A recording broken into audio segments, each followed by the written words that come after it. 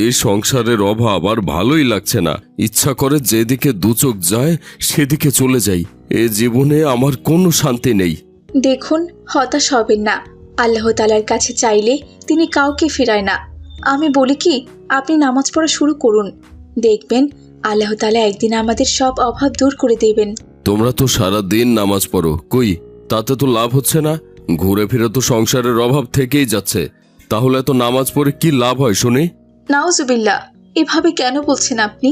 মানুষ কি শুধুমাত্র ধনী হওয়ার জন্যই নামাজ পড়ে? আল্লাহ তাআলা আমাদেরকে সৃষ্টি করেছেন শুধুমাত্র তার ইবাদত করার জন্য।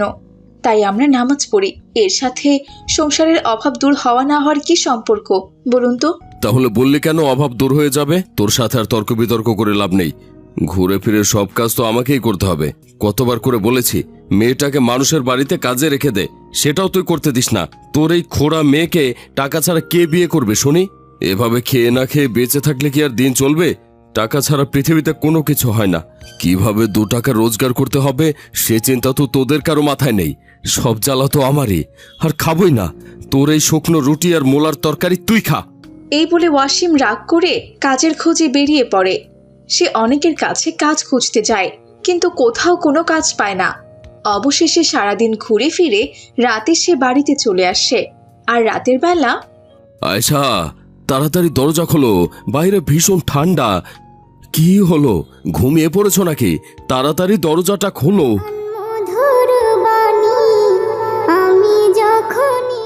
আসসালামু আলাইকুম। আপনি সারাদিন কোথায় ছিলেন? কোথায় আবার থাকবো? সবার মুখে তো আমাকেই খাবার তুলে দিতে হয়, তাই কাজের খোঁজ করতে গিয়েছিলাম। হাতে একটা টাকাও নেই, তার উপর সারাদিন ঘুরে কোনো কাজও খুঁজে পাইনি। মন মেজাজ একদম ভালো নেই, খুব ক্ষুধা পেয়েছে। ঘরে কি কোনো খাবার আছে আয়শা?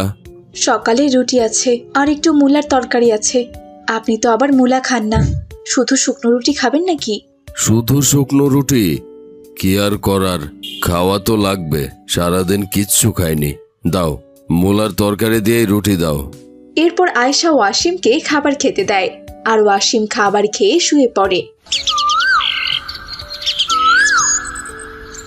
পরদিন সকালবেলা ওয়াসিম আবারও কাজ খুঁজতে বের হয়, কিন্তু সে কোথাও কোনো কাজ খুঁজে পাচ্ছিল না।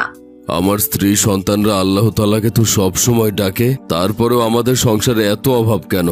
আল্লাহ তাআলা, কেন আমাদের অভাব দিয়ে শাস্তি দিচ্ছ? হে আল্লাহ, তুমি আমার উপর অসন্তুষ্ট হইও না, নয়তো যে আমি ধ্বংস হয়ে যাব। আমি আসলে মন থেকে এসব কথা বলি না, অভিমান করে বলি। দয়া করে আমাকে একটা কাজের খোঁজ পাইয়া দাও আল্লাহ। এই বলে ওয়াসিম কিছু দূর যেতেই দেখতে পেল একটা কারখানায় অনেক শ্রমিকরা কাজ করছে। আসসালামু আলাইকুম, ভালো আছেন ভাই? আলহামদুলিল্লাহ, ভালো আছি অসীম। তা তুমি হঠাৎ এখানে কেন? আসলে ভাই, আমার একটা কাজের খুব প্রয়োজন।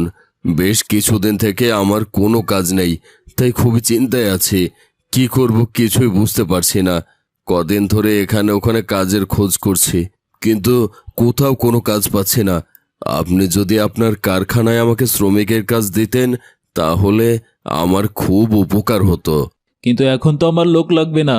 আমার যখন লোকের দরকার হয় তখন আমি কাউকে খুঁজে পাই না, আর যখন লোক থাকে না তখন সবাই কাজের জন্য চলে আসে।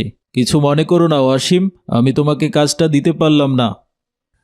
মহাজনের কাছে এমন কথা শুনে ওয়াসিম সেখান থেকে মন খারাপ করে বেরিয়ে পড়ল, আর একা একা হাঁটতে হাঁটতে বলতে লাগলো, আমি সব সময় আল্লাহ তাআলার উপর রাগ করে উল্টাপাল্টা কথা বলি, বিধায় আল্লাহ তাআলা হয়তো আমাকে এত বড় শাস্তি দিচ্ছেন। আমি অনেক বড় ভুল করেছি, তুমি আমাকে মাফ করে দাও খোদা। আমি আর কখনোই কোনো বাজে কথা বলবো না। তুমি আমাকে একটা সুযোগ দাও আল্লাহ, আমি নিজেকে পরিবর্তন করতে চাই। শুধু একটা কাজ পাইয়ে দাও না আল্লাহ।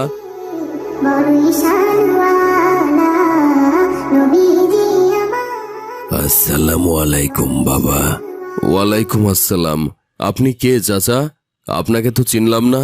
আমাকে তুমি চিনবে না বাবা, তবে আমি তোমাকে চিনি। তুমি যখন একটু আগে কাজের খোঁজে মহাজনের কাছে গিয়েছিলে, আমি সেখানেই তোমাকে দেখেছি। তাই তোমার সাথে দেখা করার জন্য চলে এলাম। তোমাকে দেখে আমার খুব বিশ্বস্ত মনে হচ্ছে। তুমি যদি আমার একটা কাজ করে দিতে পারো তাহলে আমি তোমাকে 1,00,000 টাকা দেব।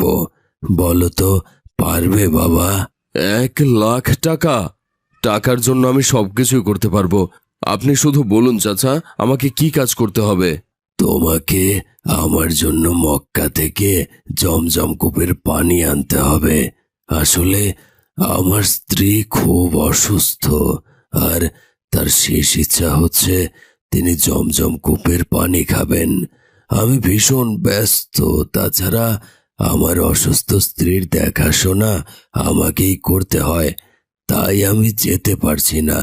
তবে কেউ যদি আমাকে জমজমের পানি এনে দিত আমার খুব উপকার হতো। যাওয়া আসার সমস্ত খরচা আমি তাকে দিতাম। কি বলছেন আপনি? আমার মতো পাপী বান্দা কিনা মক্কায় যাবে, তাও আবার জমজম কূপের মতো পবিত্র পানি আনতে? হ্যাঁ, কেন যেতে পারবে না বাবা? তুমি যেহেতু এটা বুঝতে পেরেছ যে তুমি অনেক পাপ করেছ, তাহলে নিশ্চয়ই এটাও বুঝতে পারছো যে তোমার তওবা করে আল্লাহর পথে ফিরে আসা উচিত। তুমি আল্লাহর পথে ফিরে এসো, আর কালকেই আমি তোমার মক্কা যাওয়ার সমস্ত ব্যবস্থা করে দেব। কিন্তু আমি তো আপনাকে চিনি না, আমি কোথায় আপনার দেখা পাবো? ওই যে সামনে একটা মসজিদ দেখতে পাচ্ছ, আমি সারাক্ষণ ওখানেই থাকি। তুমি জমজম কূপের পানি এনে আমাকে ওখানেই দিয়ে যাবে। এরপর ওয়াসিম টাকাগুলো নিয়ে বাড়িতে চলে যায় আর তার স্ত্রী সন্তানকে সমস্ত কথা খুলে বলে। পরের দিন ওয়াসিম মক্কায় যাওয়ার জন্য রওনা হয়। সে মক্কায় গিয়ে জমজম কূপের পানি নিয়ে ফিরে আসে। মক্কা থেকে আসার পর ওয়াসিম অদ্ভুতভাবে পরিবর্তন হয়ে যায়। সে 5 ওয়াক্ত নামাজ পড়তে শুরু করে আর সবার সাথে খুব ভালো ব্যবহার করে। কিন্তু অবাক করা বিষয় হলো, সে যখন জমজম কূপের পানি নিয়ে সেই লোকটিকে মসজিদে খুঁজতে গেল, সেখানে সে ওই হুজুরকে দেখতে পেল না। সেখানে অন্য একটা হুজুর ছিল। আচ্ছা, এই মসজিদে আর একজন হুজুর থাকতো না? তিনি কোথায়? আপনার কোথাও ভুল হচ্ছে ভাই। আমি ছাড়া এই মসজিদে তো আর কোনো ইমাম নেই। 10 বছর ধরে এই মসজিদে তো শুধু আমি ইমামতি করি। এসব আপনি কি বলছেন? একজন হুজুর এখানে ছিল, তিনি আমাকে মক্কা থেকে জমজম কূপের পানি আনতে বলেছিল।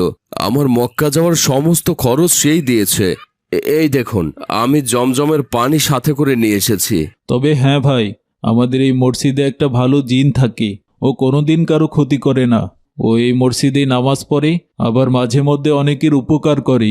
আমার মনে হচ্ছে সেই জিন রূপ বদলে ইমাম সেজে আপনাকে মক্কায় পাঠিয়েছিল আপনাকে পরিবর্তন করার জন্য। আচ্ছা যাই হোক, আপনি যেহেতু মক্কা থেকে জমজমের পানি এনেছেন, সেই পানিগুলো আপনি আমাকে দিয়ে যান। জমজমের পানি অনেকেরই উপকারে লাগে। কেউ চাইতে আসলে আমি তাদেরকে দিব। ইনশাআল্লাহ, আল্লাহর রহমতে জমজমের পানি যে খাবে তার সকল মনের আশা পূরণ হয়ে যাবে। হুজুরের এমন কথায় ওয়াসিম আর কোনো কিছুই বলে না। সে বুঝতে পারে যে আল্লাহ তাআলা হয়তো তাকে হেদায়েত দান করেছে। সে হুজুরকে জমজম কূপের পানি দিয়ে সেখান থেকে চলে যায়। আর পরদিন থেকে সে মসজিদে এসে 5 ওয়াক্ত নামাজ পড়ে আর আল্লাহ তাআলার রহমতে সে কাজের খোঁজও পেয়ে যায়। এরপর থেকে ওয়াসিম পরিশ্রম করে উপার্জন করে তার সংসার চালাতে থাকে।